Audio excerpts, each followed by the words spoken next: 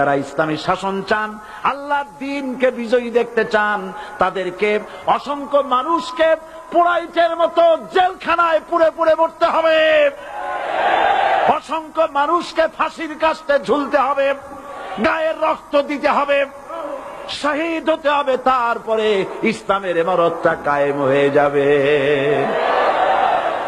শায়ের কবি কি সুন্দর করে বলছেন, কবি সুন্দর করে বলছেন, ये शहादत गहे उल्फत में कदम रखना, ये शहादत गहे उल्फत में कदम रखना, लोग समझते हैं आसा है मुसलमान होना।